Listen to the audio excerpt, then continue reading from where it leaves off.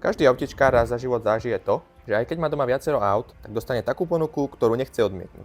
Horšie je, keď je viacero takých ponúk naraz a potom sa človek nevie rozhodnúť. O tom si ale povieme neskôr. Keďže som dostal ponuku na auto za 100 eur, tak som si pobalil veci a išiel som pre priateľku do roboty, aby sme spolu mohli ísť pozrieť auto.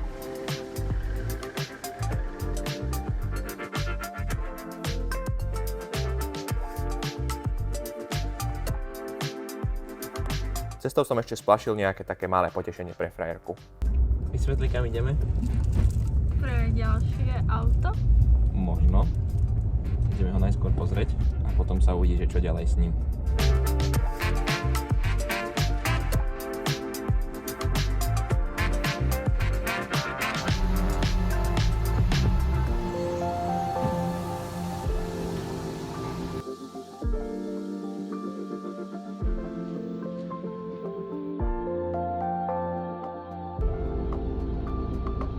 Krátko po kúpe sa ale začala na aute prejavovať nízka cenovka.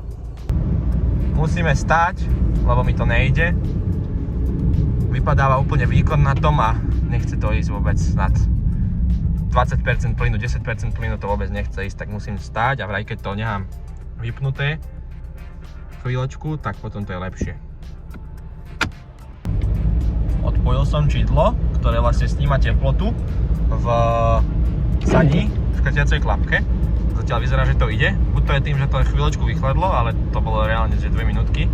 Takže neviem, či by to tomu pomohlo, ale vyzerá, že to zatiaľ ide. Svieti tam tá kontrolka kvôli tomu čidlu, tak uvidíme, že pokiaľ sa dostaneme. Bez poruchy, bez problému teda. Zatiaľ vyzerá, že to ide.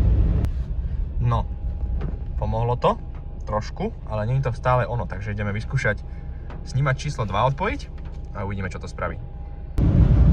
Teraz je odpojený map senzor a vyzerá, že to je to isté, že to stále robí presne to isté, takže tam bude niekde inde problém ešte asi a nie v snímačoch. Je to možné, že ešte môže robiť problém aj snímač na kľuke, ale bez toho to nemôžem skúšať, lebo bez toho by to auto nešlo.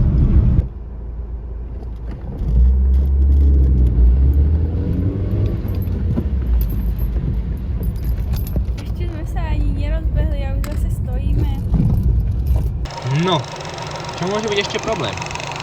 Či teoreticky toto môže byť problém?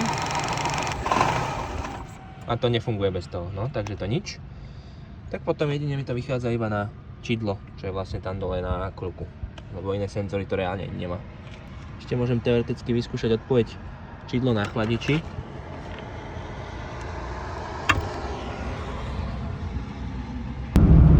Zase takisto žiadny rozdiel tam není. Čiže tam to bude najskôr to čidlo alebo potom palivová pumpa. Takže toto zapojíme naspäť chladič, snímač na chladiči.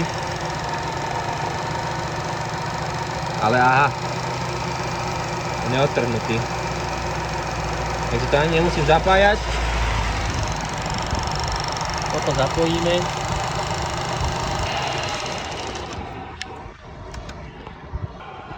Práve mi to zdochlo a neviem prečo. Ideme to zistiť. Ešte teoreticky to môže byť lambda sonda. Teraz rozmýšľam. Tu je lambda sonda, to vyskúšame odpojiť. Lambda sonda takisto nepomohla, takže buď to bude ten snímač na chodiči, alebo potom palivová pumpa. Ako sa neskôr ukázalo, nebol som ďaleko od pravdy. Prišli sme s tým do garáže. Bolo to trošku trápenie, ale dali sme to. Vôbec nepomáhalo odpájanie tých senzorov, čiže tam bude niekde inde problém. A ja si myslím, že najväčší problém bude robiť aj to, že to nemá vôbec vlastne pripojený ten senzor na tom chladiči. Čiže to bude prvé, čo budeme riešiť a druhé, čo budeme riešiť, bude čidlo na kľuke. Teraz som zistil, že v tom zhone som neodpájal čidlo na chladiči, ale že to je vlastne toto, čo tam je odtrhnuté, že to je odtrhnutá trúba.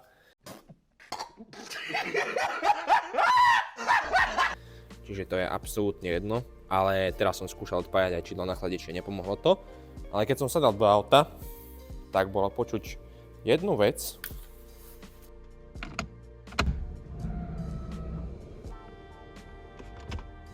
Dáme si to ešte raz.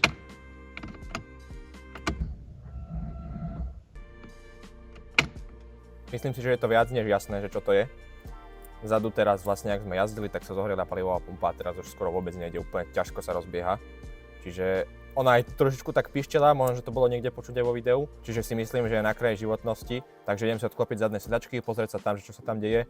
Na to si ale musím dať rukavice, lebo celé auto je v podstate jednak staré a jednak celé auto je zašpenené, lepkavé kadečo, takže nebudem nič riskovať. Trošku si dávať zase nebudem, lebo zase akože odtiaľ potiaľ, ale dáme si rukavice a ideme sa na to pozrieť. Sú také trenky niekoho. Guma. Podľa tohto vzoru, tak podľa mňa to je tak, možno, že 2005 tá guma. No to si to idem pozrieť. Z druhej strany. 2008. Dobre. To tuším aj použijem. A to predpokladám, že bude to isté. Hej. Takže to je nič. No. Tyčinka. Dám si tyčinku, zjem to. Ideme sa na to pozrieť. To vyzerá, že sú zase poťahy. Čo ja neznášam. To nevyzerá zle pod tým úplne asi. A vyzerá, že tie poťahy sú šité. To má možno, že nejaká babička ešte šila. Ušité dobre, no. Ani roztrhať to nejde. Pekne to odviažeme. Podľa mňa na tom nikto ani nesedel bez poťahu. Jak nové. Tu máme palivovú pumpu. A asi si dám von sedačky, nech mi to tu nezavadzia. Celkom pohode tie šroby, tam sa zvyknú niekedy zalomiť tie šroby. No, ten už bol horší. Takto jednoducho sa vymontujú sedačky.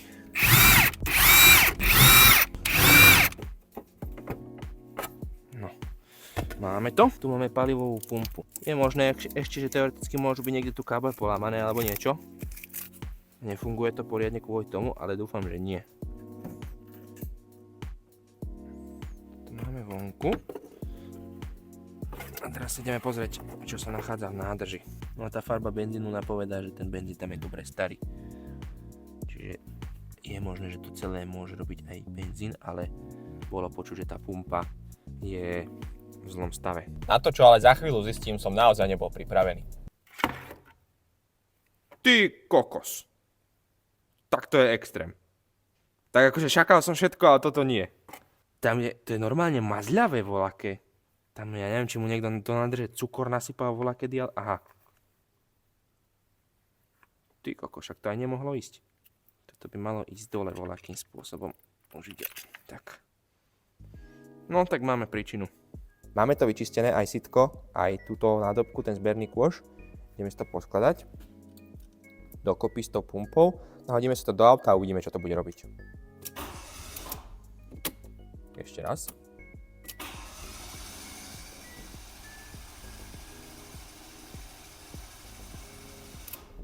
Lebo bolo by počuť také bublotanie, alebo niečo by bolo počuť. No jasné, toto je úplne suché. No takže sa asi odtrhla pumpa podľa všetkého. Z toho bordelu, no sa to zasekla a odtrhlo sa to kolečko, alebo sa úplne vlastne ako keby vrtulky rozomleli z toho bordelu. Takže môžeme to ísť zase dať von. Našiel som nejakú random pumpu, tam je úplne nové čerpadlo. Vyzerá, že to je presne to isté, čo tam bolo. Čiže dáme si tam nové čerpadlo, nové sitko a uvidíme, že čo to spraví.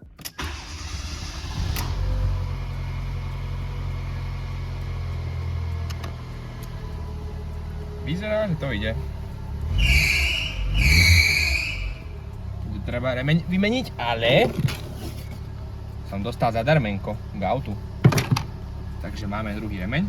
Ale keďže som bol nedočkavý, tak sme išli auto natankovať a vyskúšať.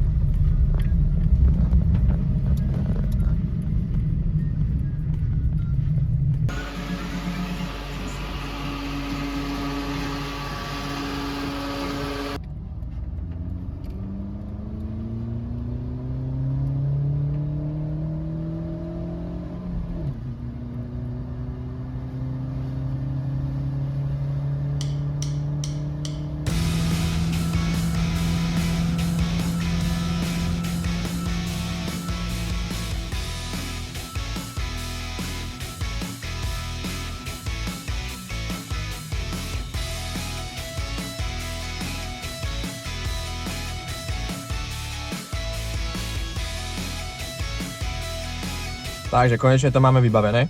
Teraz musím ale riešiť čo najskôr STKčku, pretože predchádzajúci majiteľ sa vykašľal na STKčku už a dlho riešil so mnou vlastne prepis a všetko, strašne dlho mu to trvalo, čiže teraz budem musieť čo najrýchlejšie vyriešiť STKčku emisnú. Máme tu druhý deň, boli sme odskúšať včera Seicento, ide to dosť dobre a mám pocit, že za každým, keď vlastne ho naštartujem a idem sa s ním previesť, tak ide lepšie a lepšie, pretože to dlho stálo, nešlo to poriadne a zrejme ešte možno, že niekde aj na vstrekovači alebo kde môžu byť nejaké zvyšky toho bordelu, čo tam bol. No ale teraz sa potrebujem povenovať ďalším veciam. Treba tam vyriešiť ten remeň, ako som spomínal. Treba prebrať všetky dokumenty, čo sú tam, lebo tam je kopec dokumentov všelijakých k tomu autu. Treba auto celé skontrolovať aj zo spodu, že v akom je stave. Pozrieme sa na to a že či môžeme vlastne s tým ísť na STKčku, alebo že či tam treba niečo vyriešiť predtým. Hlavnú vec, čo treba vyriešiť pred STKčkou, je zadná náprava, pretože tam som včera objavil takú zaujímavú vec. Tá nápravnica, čo vlastne drží ramená, tlmiče, pružiny, tak je nad výfukom v strede dierava. Takže ja si potrebujem teraz vlastne auto nadvihnúť zo spodu, tak aby som sa vedel dostať k tej nápravnici, čiže kolesa dole musím zhodiť, tlmiče, pružiny, ramená, všetko musí ísť dole, brzdy dokonca odpojiť a potom tam môžeme dať druhú nápravnicu.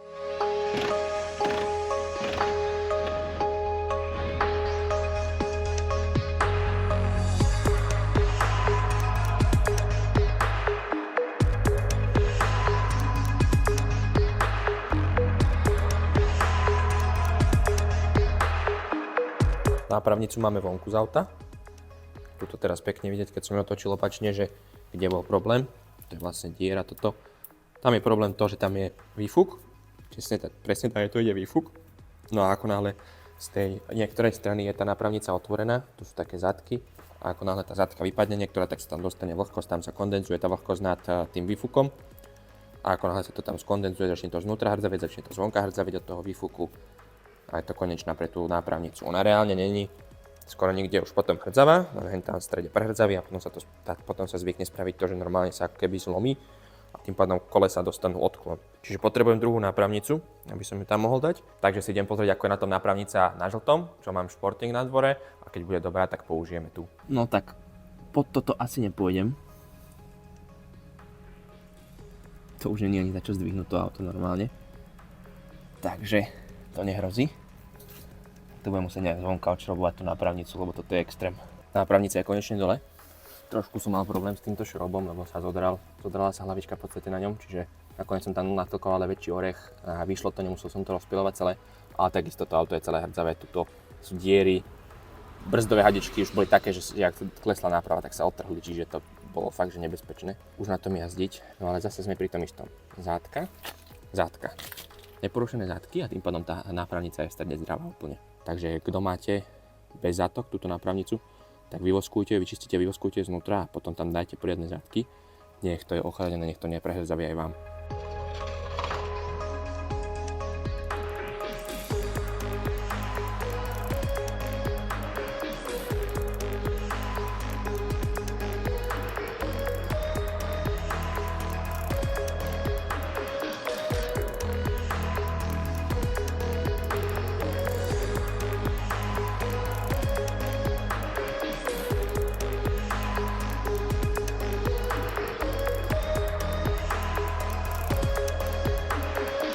Striekalo v podstate kvôli tomu, aby nebola tá nápravnica úplne hrdzavá na tej STKčke. Keď tam prídem ku tým kontrolórom, nech to nie je úplne nejaké hrdzavá, proste nech to nejak normálne pôsobí. Lebo keď tam človek príde s úplne hrdzavým autom, tak potom tí technici to majú chuť proste hneď to auto vyhodiť a ani to neriešiť. A to isté samozrejme platí aj pri špinavom aute, keď tam niekto príde so vyslovene, ako to slušne povedať, zasraným autom s prepáčením, tak tí technici samozrejme proste hneď sa chcú toho čo najskôr zbaviť. A potom také autá poriadne neriešia a nedávajú tomu autu šancu, ako keď je nejaké auto že čisté, peknom a zachovalom stave. Nápravnica je nastriekaná, zaschnutá. Pružiny sú tu, nejaké som vybral aj z tej druhej nápravnice najlepšie, čo sú. Tlmiče boli na tomto červenom najlepšie. Ramena takisto beriem z červeného, lebo tam sú nové brzdy. Aj tie ramená celkovo vyzerali lepšie. Takže nápravnica môže ísť do auta, na to sa budú montovať ramena, pružiny, tlmiče, potom sa vyriešia brzdové hadičky, odzdušní sa to a môžeme to spustiť na zem. To si ale ukážeme až zajtra, pretože dneska už je dosť veľa hodín a ja idem domov. Máme tu to spomínané zajtra. Ja som na červené už ponahadzoval všetko, čo tam bolo treba, nápravnicu, brzdy, aj všetko ostatné, aj sa brzdy odzdušnili. No a myslel som si, že už je skoro všetko hotové. a že môžeme ísť na stekačku pomaličky, keď som zrazu zistil toto. Pozerám, že pod autom niečo tečie. Pozerám, že je to nejaká hnusná čierna farba. No nakoniec som zistil, že nádrž tečie. Nádrže na týchto autách sú skoro všetky rovnaké, sú tam nejaké menšie rozdiely, nedajú sa medzi sebou zameniť, ale vyzerajú cca rovnako. No a toto je nádrž a tie nádrže majú jeden jediný problém. Oni sú zvárané z dvoch častí, zo spodnej a z vrchnej a tie plechy sú tenké, že reálne teraz akože to viem ohnúť rukami. A celý čas, keď je táto nádrž plná, alebo že tam je viac benzínu, tak to takto na tých držiakoch sa ohýba v podstate, ten plech je neustále namáhaný. No a tuto to teraz krásne bude vidieť, kde mám nejaký šrobovák. Tuto, kde toto není držiak, tu je to v pohode, hej? A tuto, jak je držiak,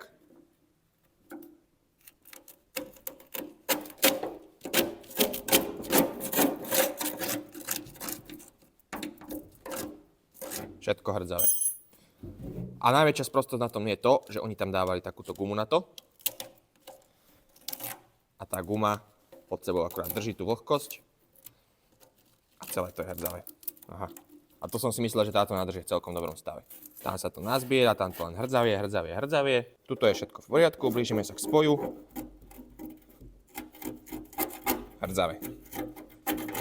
Toto ešte len začína, ale tiež to tam je pekne vidieť. Nikto nevyrába žiadne plastové nádrže, žiadne hliníkové nádrže, nič sa s týmto nedá robiť, čiže jednoducho buď sa kúpi nová nádrž a nejakým spôsobom sa ochráni Raptorom alebo niečím, čo nie je úplne tiež ideálne riešenie podľa mňa, lebo ten plech presne to isté robí, že sa to tam furt ohýba a toto jednoducho tak či tak skončí rovnako. Ja som túto nádrž kúpil na modré pôvodne, na 1.1 a toto je 900, takže dúfam, že bude pasovať, takže môžem si zdvihnúť auto teraz a pozrieme sa na to.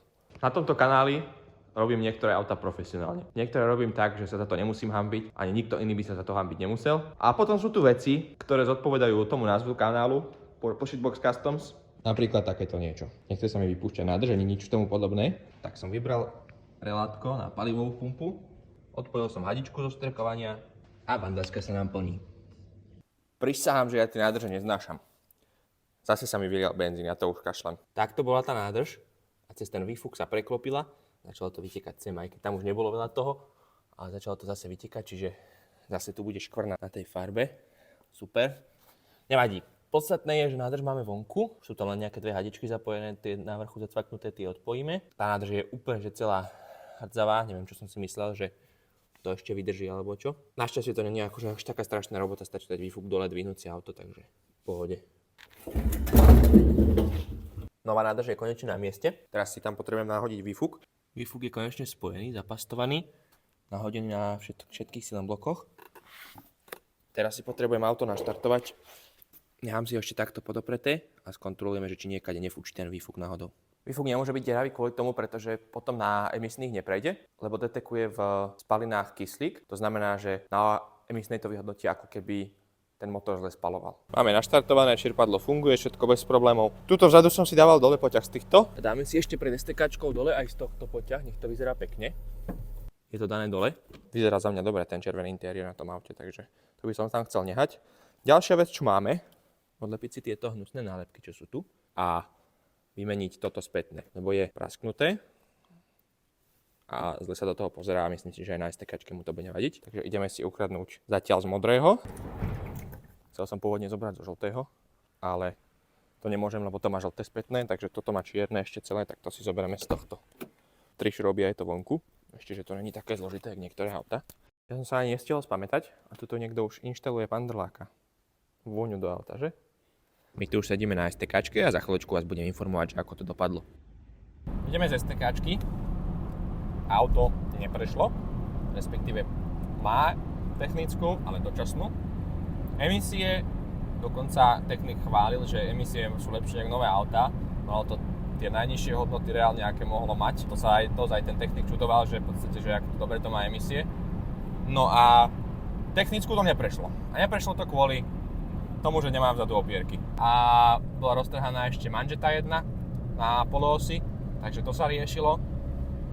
Takže to musím dať dokopy. Mám na 2 mesiace v podstate technickú, ale manžeta to treba spraviť, tie opierky, akože to je také, že no, OK. ale že keď je v podstate vozidlo schválené s tými opierkami, že by tam mali byť, takže na STKčku ich tam dáme. Ja to neznášam, lebo to potom reálne, však aj teraz to je vidieť, že tam keby sú opierky, tak ja reálne dozadu nevidím skoro nič cez tie opierky, je to také debilné. Ale tak akože však, aby bolo tak, ako sa patrí, tak to tam dáme. No a tú manžetu to musím spraviť a to asi vymením rovno obidvoje, nech to je také, že sa na to môžem spoľahnúť, nech sa to potom neprederaví potom druhá strana zbytočne alebo niečo podobné. Vonku nám zase začína snežiť, takže si ideme čo najskôr schovať červené dovnútra a povenovať sa tomu, čo treba, aby to bolo tip-top a mohli sme ísť na opakovanú STKčku.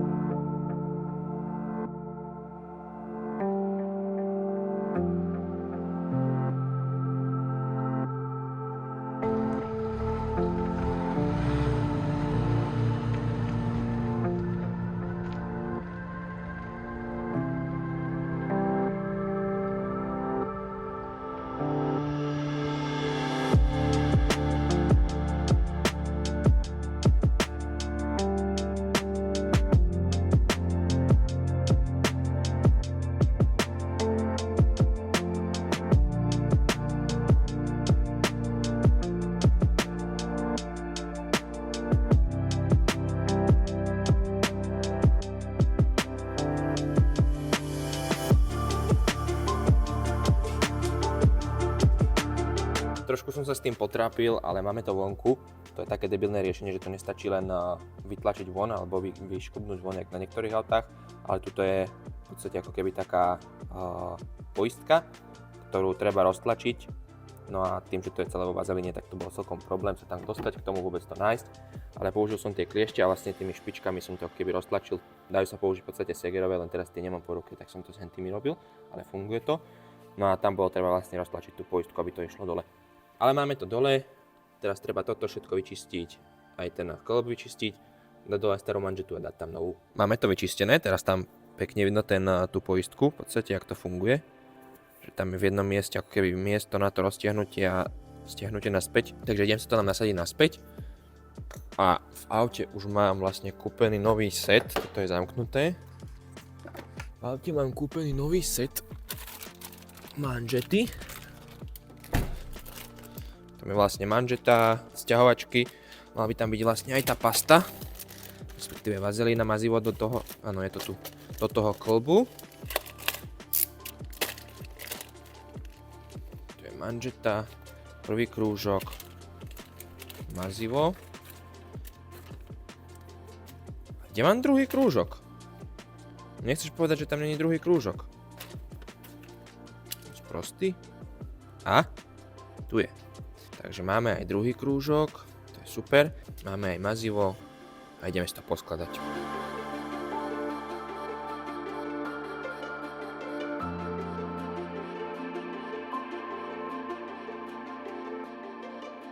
Manžeta je nahodená, treba toto ešte stlačiť.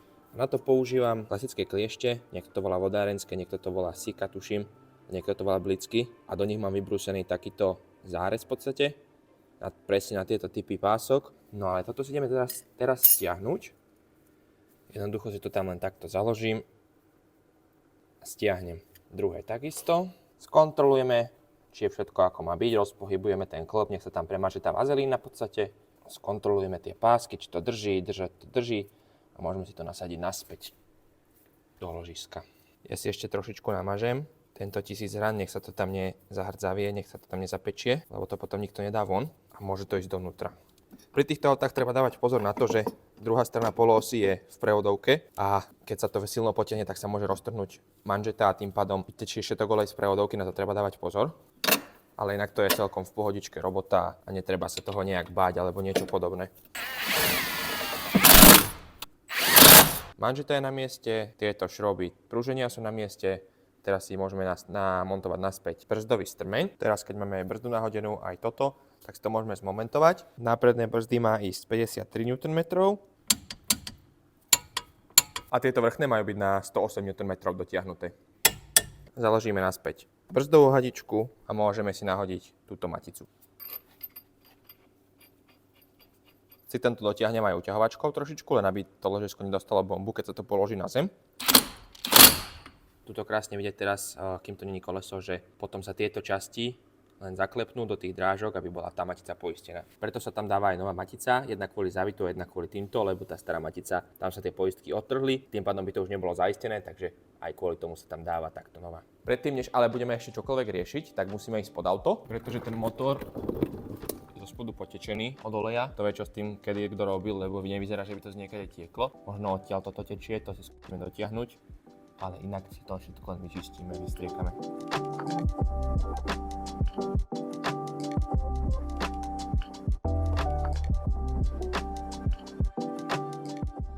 Je to vyčistené, vyzerá to 100-krát lepšie, takže to máme vybavené. Doťahoval som aj ten šrob, to je dotiahnuté koľko išlo. Manžeta je vymenená, je to dotiahnuté, takže ja si ešte idem vymeniť ten remeň, čo píska. Na to treba dať dole 1, 2, 3 šroby z podkolia. Vybrať podkolie von. No a tu máme náš remeň. A tu je teraz vidieť, že ako je voľný a preto vlastne aj píska. Jednak preto, že je voľný a jednak preto, že je starý. Ďalej treba vybrať tento senzor. Práve teraz som zistil, že tento šrobík spodný tu bol iba reálne že nasilikonovaný. On tam vôbec nedrží. Čiže tam bude treba opraviť potom závit. Teraz keď máme povolené tieto dva šroby na alternátore, tak remeň je voľný. Starý je vonku a tu mám už nový nachystaný.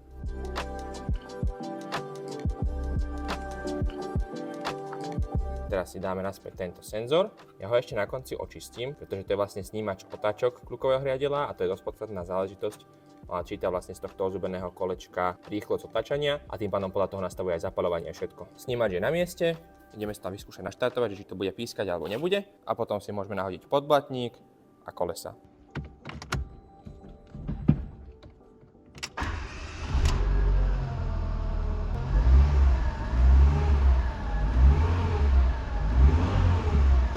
Tam nepíska to, takže ja som spokojný.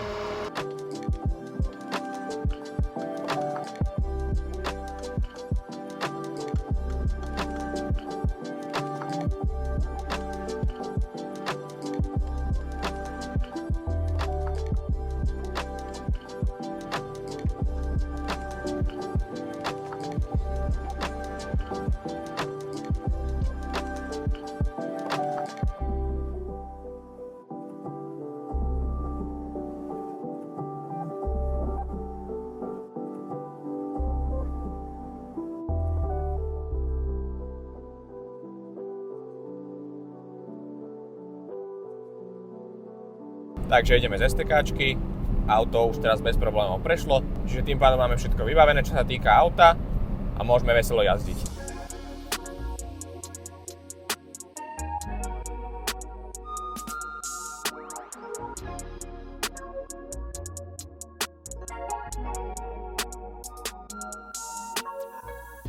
Toto auto som kúpil za 100 eur. Veľa z vás si možno že pomyslí, že reálne za 100 eur človek nekúpi dneska ani bicykel.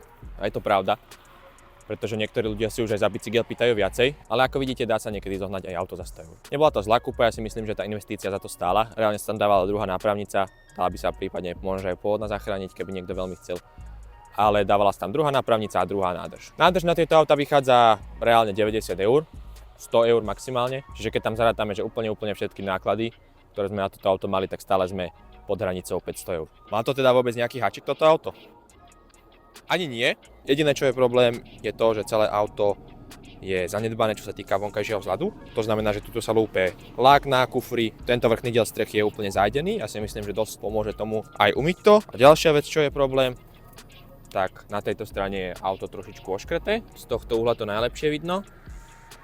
Ale inak tomu autu nič nechýba. Ukážeme si aj interiér, pretože ako ste mohli vidieť, tak v tomto aute sú takéto zaujímavé celkom červené sedačky. Kto ste dobre pozerali, tak tu bola taká nálepka, tam sme nakoniec pod ňou objavili takýto roztrhaný tapacír, ale to je asi jediné miesto z interiéru auta, ktoré je poškodené. Ak nerátame volant, ten je taký ošuchaný, ale je to auto z roku 1999, takže si myslím, že to nie je zle. Čo sa týka spodku auta, zo spodu auta je všetko zachovalé. Prahy možno, že sú niektoré trošičku popreliačované od toho, jak sa to zle zdvíhalo, ale celkovo to auto je zo spodu veľmi pekné, čiže ešte určite niečo poslúži. Ako takéto auto ale vôbec jazdí? Má zmysel na vôbec na takomto aute nejakom jazdiť? Má to 29 kW, čiže to nie je nejaká extra výhra. Ono sa to zdá, ale to auto váži veľmi, veľmi málo. Ono to váži cca okolo 600 kg. Ja vám teraz idem ukázať, že ako to jazdí a vy si potom z toho spravíte obraz.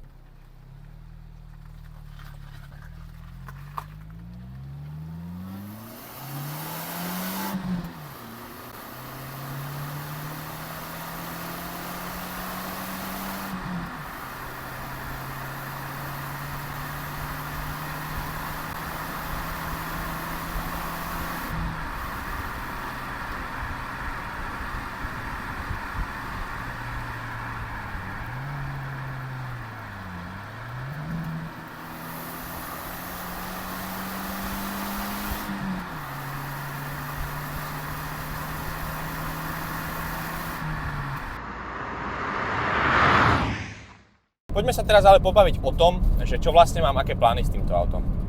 Sú dve možnosti. Buď si toto Seicento nájde ďalšieho vlastníka, to znamená, že kľudne by som ho aj predal, alebo som dostal nápad, že či by ste nechceli niekto z vás vyhrať toto auto. Rozmýšľam totižto spustiť webovú stránku, na ktorej by bol merch, možno že aj nejaké videonávody na to, ako opravovať takéto auta, alebo auta všeobecne. No a keď by ste si zakúpili ten merch, tak vlastne by som jedného z vás mohol vybrať a vyhrali by ste v podstate zadarmo toto auto. Neviem ale, že ako sa to vám pozdáva, že či vôbec takéto auto chcete, pretože to nie je žiadny zázrak ani nič podobné, ale až by ste teda chceli súťaž o toto auto, tak ja pridám komentár a keď chcete súťaž o toto auto, tak ho môžete olajkovať a ja budem vedieť teda, že ho chcete. Myslím si, že keď je niekto nejaký začiatočník, že chce prvé auto alebo niečo podobné, alebo chcel by len nejaké auto, možno že na projekt alebo na zábavu, tak si myslím, že na začiatok to není úplne zle, nakoľko je to v celkom zachovalom stave. Karoséria v takomto dobrom stave na takýchto autách sa už často nevidí. Nás v garáži čakajú zmeny, modré Seicento od nás odchádza, ale ja už mám vyhliadnuté nejaké ďalšie autá, ktoré budú namiesto neho. Uvidíme, čo z toho bude. Verím ale, že to už bude len lepšie, aj autá, aj obsah. Ďalšia vec, čo je, tak by som vám chcel poďakovať za podporu, pretože už mám cez 1000 sledovateľov tu na YouTube, takže dúfam, že sa mi to už len rozbehne. Zároveň chcem spustiť teda aj tú stránku s tým merchom, takže keby ste ma niekto chceli podporiť, tak v budúcnosti budete mať ako. Ďakujem vám veľmi pekne a my sa vidíme pri ďalšom videu. Čaute.